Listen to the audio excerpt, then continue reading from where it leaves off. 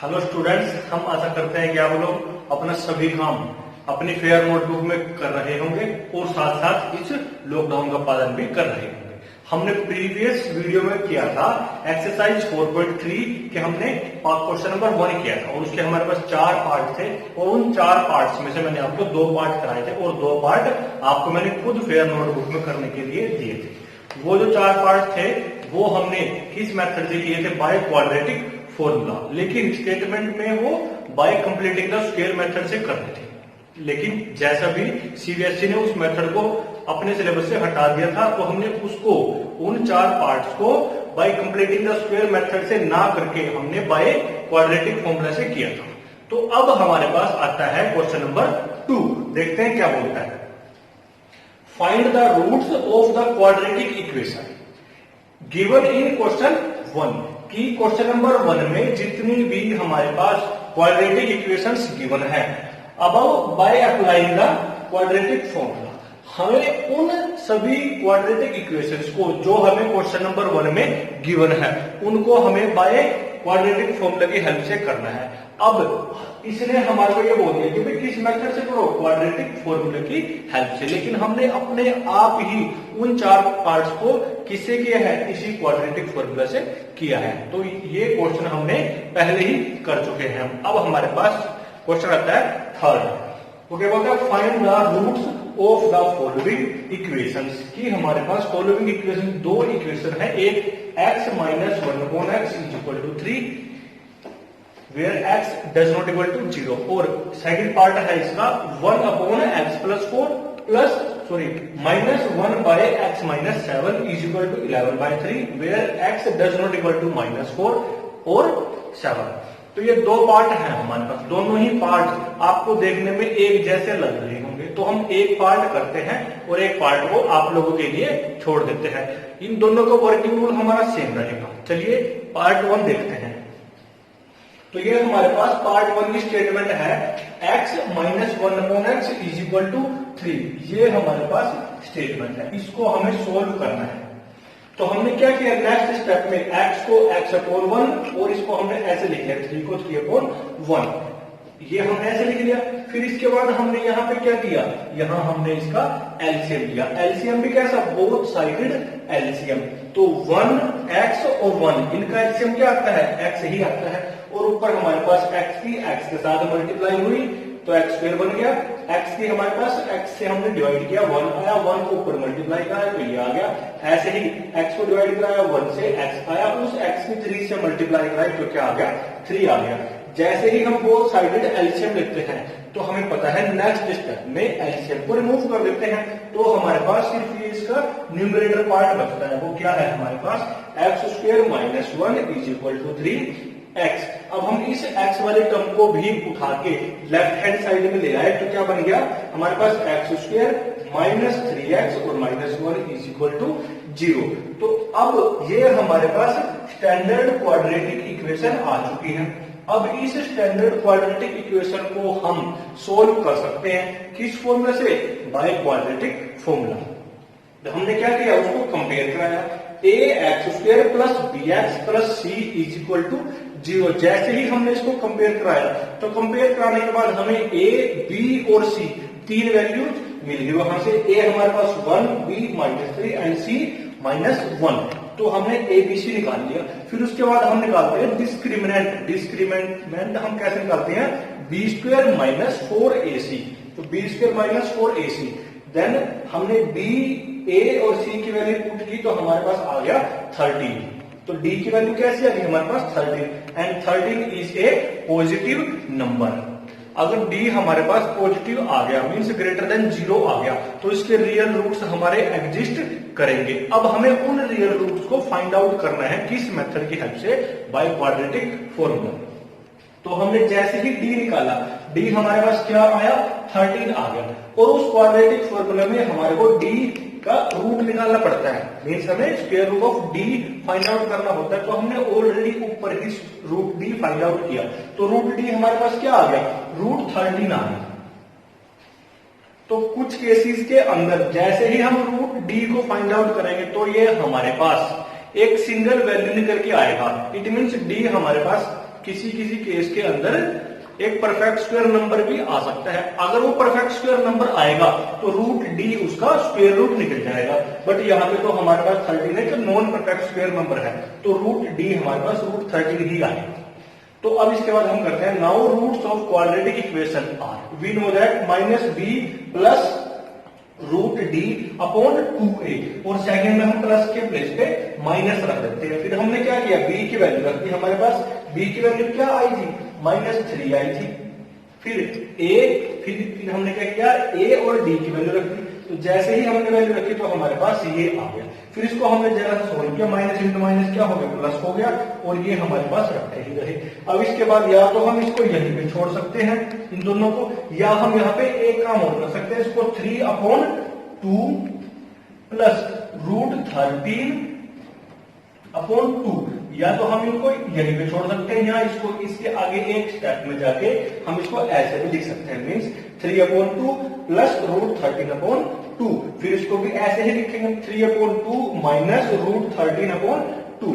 तो ये हमारे पास इसका आंसर आ जाता है। Thus roots of the quadratic equation are 3 plus root 13/2 and 3 minus root 13/2।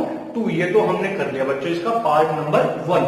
और इस तरह के क्वेश्चन हमारे पास बहुत बार एग्जाम में पूछ लेते हैं, और इनको करने का मेथड हमारा क्या है, हमें सबसे पहले तो क्वाड्रेटिक इक्वेशन को फॉर्म करना है। अगर हमारे पास क्वाड्रेटिक इक्वेशन अच्छे तरीके से मतलब स्टैंडर्ड फॉर्म में आ जाती है, उसके बाद हम उसको किसी भी मेथड से सोल्व कर सकते हैं। फिर हमारे पास आता है बच्चों पार्ट नंबर 2। फिर हमारे पास पार्ट 2 आता है, जो क्या है, 1/x+4 minus 1/x-7 is equal to 11/13। यहाँ पे था हमारे पास x minus 1/x is equal to 3। तो हमने क्या किया था, एलसीएम लिया था। यहाँ पे भी हम क्या करेंगे, एलसीएम ही लेंगे। तो इनका एलसीएम हमारे पास क्या आ जाएगा। अब इस तरह के केस में जब कुछ भी कॉमन इनमें नहीं आता तो एलसीएम क्या आता है, इन सभी नंबर्स की मल्टीप्लीकेशन हमारा एलसीएम आ जाता है। फिर हम इसका क्या करेंगे, ये आ गया। अब इस एलसीएम को इस डिनोमिनेटर से हम डिवाइड कराएंगे, तो जो बच जाएगा तो हमारे पास क्या बचेगा, 13 और x-7। इसको हम इसके न्यूमरेटर से मल्टीप्लाई करा देंगे। तो जैसे ही मल्टीप्लाई कराया तो हमारे पास ये आ गया। ऐसे ही हम इस पूरे को इससे डिवाइड कराएंगे तो ये दो चीज बचेगी, इनकी हम फिर ऊपर मल्टीप्लाई कराएंगे।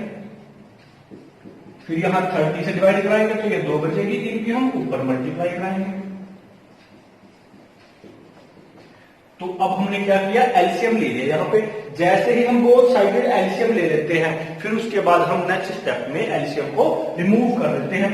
जैसे ही रिमूव करेंगे तो हमारे पास ये आ जाएगा, यहां से 30 into x+4 is equal to 11 into x+4 into x-7। अब इसको सोल्व करके हम एक क्वाड्रेटिक इक्वेशन फॉर्म कर सकते हैं। तो हमारे पास क्या आता है, 30 इंटू x और 30 into 7। Similarly we have 30 into x minus 30 into 4, ये आ जाता है। फिर ऐसे ही यहां से हमारे पास क्या आएगा, इसकी हम मल्टीप्लाई करेंगे x+4 और x-7। x की मल्टीप्लाई दोनों जगह पे करेंगे तो x², 7 के साथ करेंगे 7x, 4 की मल्टीप्लाई होगी 4x, 7 के साथ होगी तो 28, ये आ जाता है। फिर यहां देखते हैं हम, हमारे पास क्या बचा, ये 30x और ये -30x, ये प्लस का है तो हमारे पास ये कैंसिल आउट हो जाते हैं प्लस और माइनस के टर्म्स। तो यहां से हमारे पास ये क्या आ गया, -210, और ये बचता है हमारे पास -120, और यहाँ पे हमारे पास ये एज इट इज रखा रहता है 11x²। फिर यहाँ हम देखते हैं दोनों हमारे पास कैसे टर्म्स आ गई, लाइक टर्म्स आ गई। सोल्व करेंगे तो क्या आएगा हमारे पास, -3x -28। इसको हम देखते हैं तो हमारे पास बन जाता है ये -330 is equal to 11 into x² -28। फिर इस 11 को हम इससे डिवाइड करा देते हैं तो हमारे पास ये आ जाता है x² माइनस 3x -28। इससे ये कैंसिल आउट हो जाता है। तो कैंसिल आउट हो गया, क्या बच गया हमारे पास, -30 is equal to x² minus 3x -28। Next step में हम -30 को उठा के राइट हैंड साइड पे ले जाते हैं तो हमारे पास यहां तो बच जाता है 0 और यहां क्या बचेगा x² minus 3x minus 28 plus 30। तो यहां से हमारे पास ये आ जाता है, ये एक क्वाड्रेटिक इक्वेशन आ गई। अब हमारे पास x² माइनस 3x प्लस 2। अब जैसे ही इसको आप लोग सोल्व करोगे तो आपके पास इसके दो आंसर आएंगे, x की वैल्यू 2 आएंगी और वो दो वैल्यू क्या आएंगे आपके पास 1 एंड 2 आएंगे। तो आप लोग इसको क्वाड्रेटिक फॉर्मूले की हेल्प से भी कर सकते हो और आप लोग इसको बाय फैक्टराइजेशन मेथड से भी कर सकते हो। ये मैं इसके बाद आप लोगों पे छोड़ता हूं, आप लोग इसको जिस भी मेथड से करना चाहें उसके बाद आप लोग इसको सोल्व कर सकते हो। आंसर मैंने यहाँ पे लिख दिए हैं, तो इसका जो आंसर तक आने का काम है वो आपका खुद का है।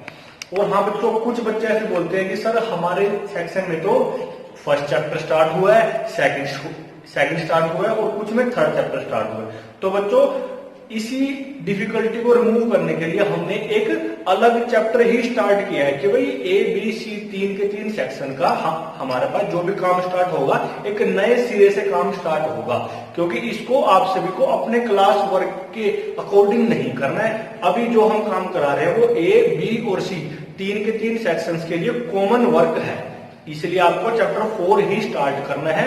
ये नहीं है कि भाई हमारे पास फर्स्ट चैप्टर है तो हम इसको नहीं करेंगे, सेकंड है तो नहीं करेंगे, थर्ड है तो नहीं करेंगे।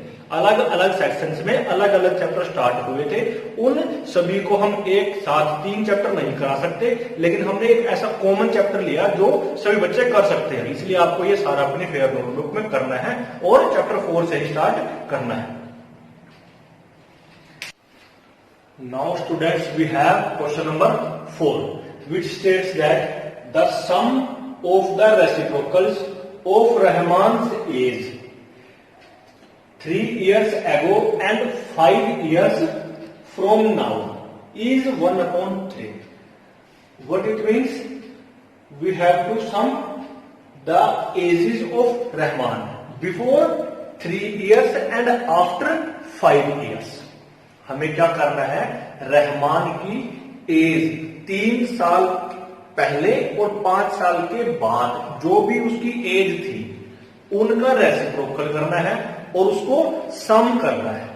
और वो जो सम है वो टोटल हमारे को दे रखा है 1/3। तो हम इसमें कैसे करेंगे, इस तरह के सम हमारे एज प्रॉब्लम टाइप में आते हैं और बहुत इंपॉर्टेंट होते हैं। अगर हमारे पास किसी भी बच्चे की प्रेजेंट एज है, सपोज आज के टाइम में वो 20 इयर्स का है, तो हमारे पास उसकी प्रेजेंट एज आ चुकी है, तो हम उसकी प्रेजेंट एज से पास्ट की एज भी फाइंड आउट कर सकते हैं और फ्यूचर की एज भी फाइंड आउट कर सकते हैं। अगर हम 5 साल बाद means 5 years from now, after 5 years या 5 इयर्स हेंस हम उसकी एज फाइंड आउट करना चाहेंगे, प्रेजेंट में तो वो 20 इयर्स का है, 5 साल के बाद कितने का होगा, 25 का होगा। ऐसे ही हम अगर 5 साल पहले उसकी एज निकालना चाहें तो हम क्या करेंगे, माइनस कर देंगे। अभी वो अगर 20 इयर्स का है तो 5 साल पहले कितने का था, उसमें से 5 माइनस कर देंगे तो 15 साल का आएगा वो।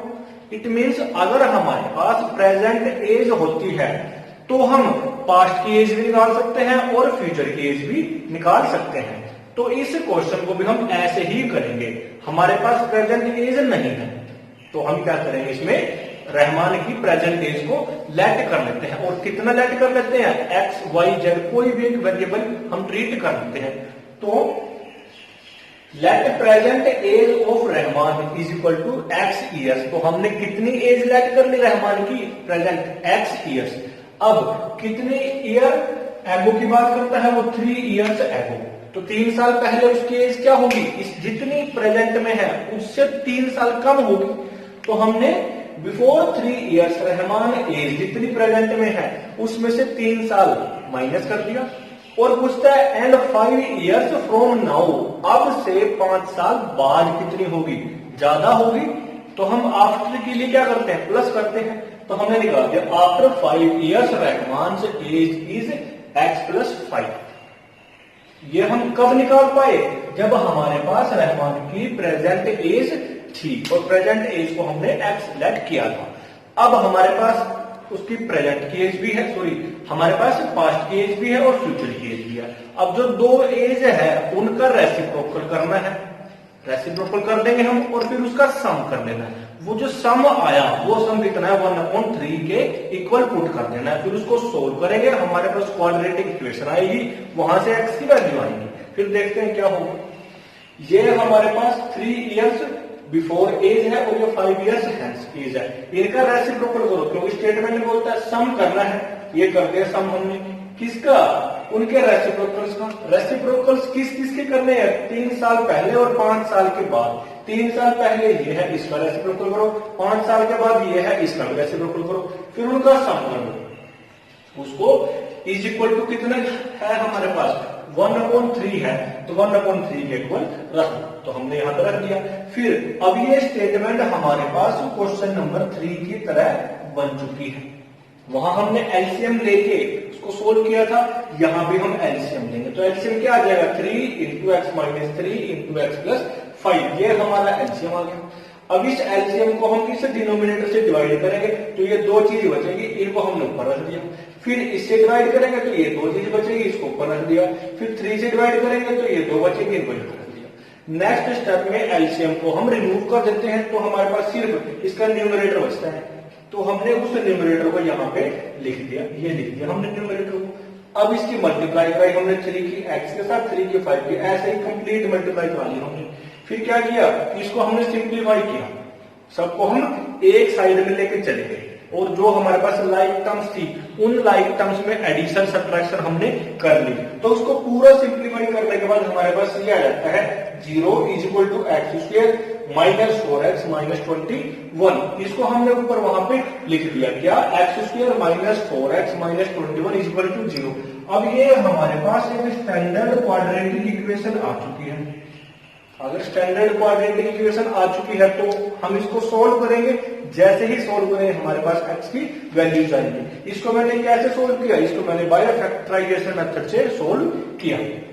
तो हमने यहाँ पे 1 और 21 की जैसे ही मल्टीप्लाई कराएंगे तो हमारे पास -21 आएगा। फिर इसके हमने फैक्टर सिलेक्ट किए, क्या आगे 7 और 3 ले लिया हमने।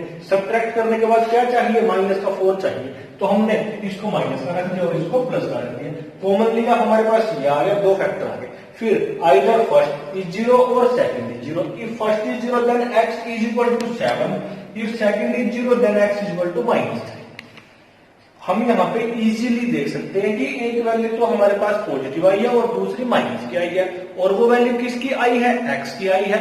x हमने क्या लेट कर रखा है, प्रेजेंट एज लेट कर रखी है, और एज हमारा क्या आता है, एक नंबर आता है, और वो नंबर कभी भी हमारा नेगेटिव नहीं आता है। इसलिए हमने क्या किया, present age can never be negative, और एज हमारी कभी भी नेगेटिव में नहीं आ सकती, तो हमने माइनस वाला जो हमारी प्रेजेंट एज आई उसको हम छोड़ देंगे, उसको हम रिजेक्ट कर देंगे, और जो पॉजिटिव आई है उसको एक्सेप्ट करेंगे। तो यहाँ पे क्या आया, हमने -3 को तो कर दिया रिजेक्ट, और किसको किया हमने एक्सेप्ट, 7 को। 7 क्या था हमारा, x क्या था हमारा, प्रेजेंट एज थी रहमान की, और पूछते क्या है, फाइंड हिज प्रेजेंट एज।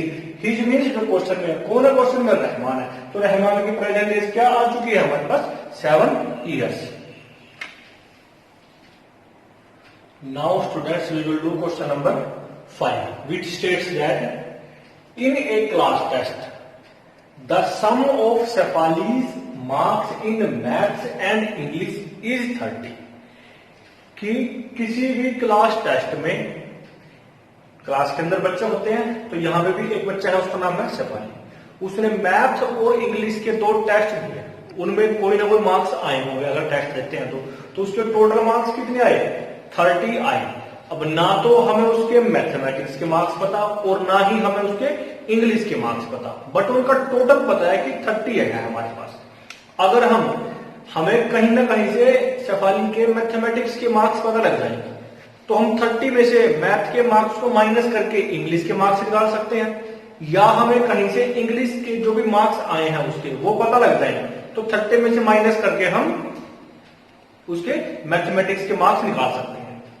क्योंकि टोटल हमारे पास 30 है, तो हम सिर्फ इसी लाइन से देखते हैं कि हम क्या क्या यहां पे लिख सकते हैं। हमने क्या किया, टोटल मार्क्स भी है 30, हमने शेफाली के मैथमेटिक्स के मार्क्स को कंसीडर किया, मतलब लेट किया। Let marks obtained in mathematics is x, total 30 थे और मैथ्स में x है, तो इंग्लिश में कितने आए होंगे टोटल में से माइनस कर देते हैं, क्योंकि आपको पता है टोटल हमेशा हमारा इंडिविजुअल मार्क्स से ज्यादा आता है। तो अब हमने क्या किया, इंग्लिश के मार्क्स के लिए 30 में से माइनस कर दिया। तो अपने पास मैथ के भी उसके मार्क्स आ चुके हैं और इंग्लिश के भी मार्क्स आ चुके हैं।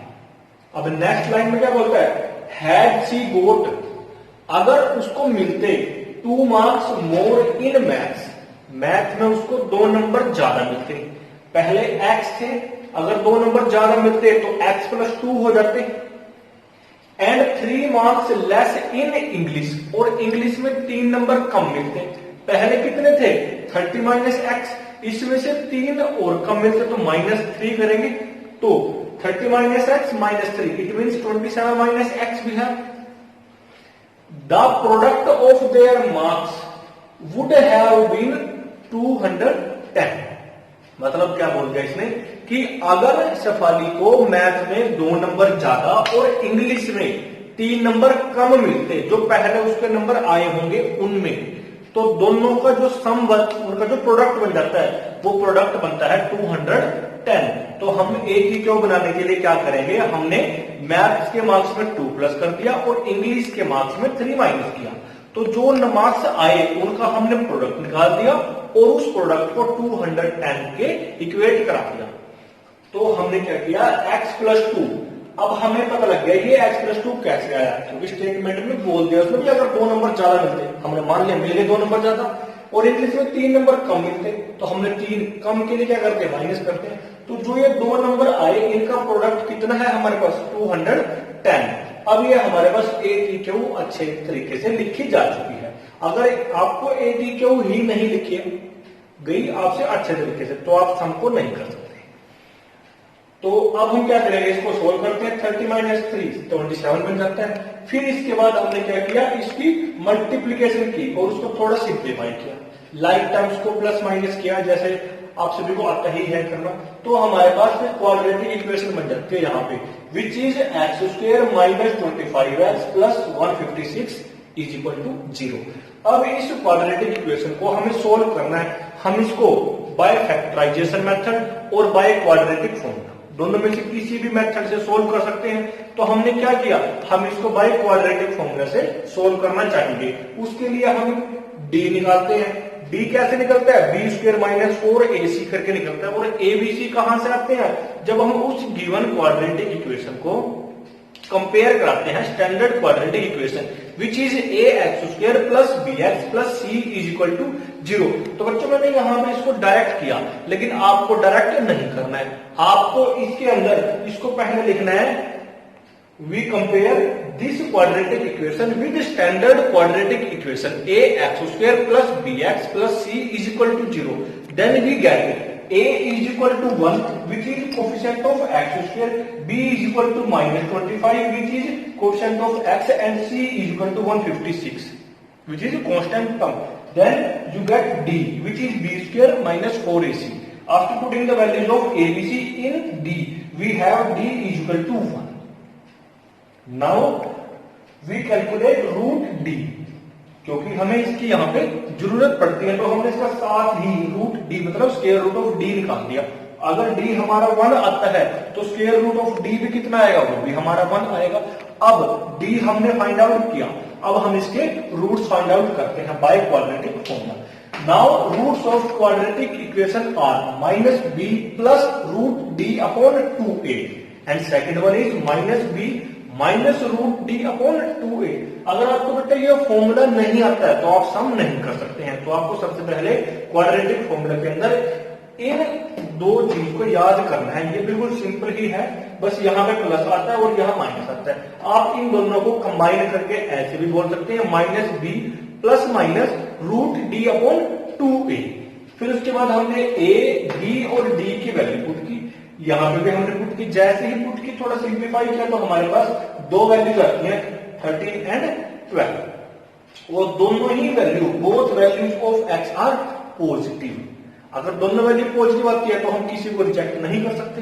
इट मीन्स हमारे पास 2 केस बनेंगे। तो हमने फर्स्ट केस बनाया व्हेन x = 13।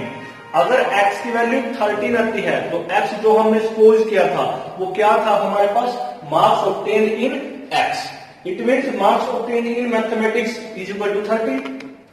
मैथ में जितने मार्क्स ऑब्टेन किए थे वो क्या थे, एक्स थे, और एक्स हमने फर्स्ट केस में क्या लिया 30, एक्स की वैल्यू 30 आ चुकी है। इंग्लिश के मार्क्स निकालने के लिए 30 में से माइनस कर सकते हैं विच इज 70। और second case when X is equal to 12, अगर एक्स की वैल्यू 12 है, कब है, सेकंड केस में। सेकंड केस कब बना, जब एक्स की दो वैल्यू आई थी और दोनों की दोनों वैल्यू पॉजिटिव आई थी और हम किसी भी वैल्यू को किसी भी बेस पे रिजेक्ट नहीं कर पाए, तब हमारे पास दो केस बनते हैं। तो हमने फर्स्ट केस में जस्ट मैथ और इंग्लिश के मार्क्स निकाल लिए। फिर अब हम करते हैं सेकंड केस में, जब एक्स की वैल्यू 12 आई है, इट मींस मैथ के मार्क्स कितने आ गए 12 और इंग्लिश के मार्क्स आएंगे इसको 30 में से माइनस। तो ये आ गए हमारे पास। अब हमारे पास क्या आएगा, दस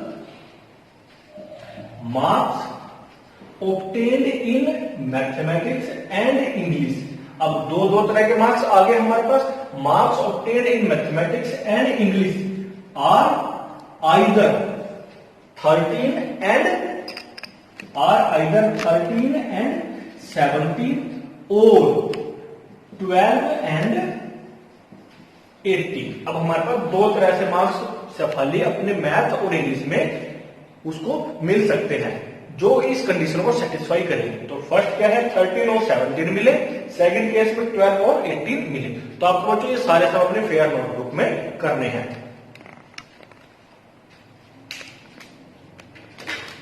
रोक